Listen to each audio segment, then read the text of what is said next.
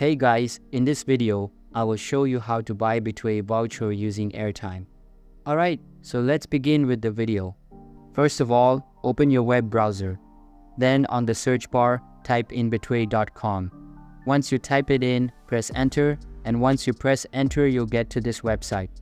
Now in this website, you'll have to log into your account. And if you don't have an account, you can sign up for one by clicking on this button where it says register. And once you get to your account, enter your credentials in these boxes and click on this login button. And in case if you have forgotten your password, you can click on this link to reset it.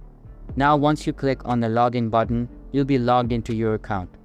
Once you're on the home page, click on your profile at the top right corner. Then this menu will open up. From this menu, click on where it says deposit. Once you click on deposit, this interface will show up. From this interface, you'll have to click on where it says easy load. If you don't get that option, then it is not available in your country, so you'll have to change it. Once you get that option, click on it. Then you'll have to enter your redeem code. Once you redeem it, you'll buy Betway Voucher using Airtime. So that's how you do it. I hope this video was helpful. Thanks.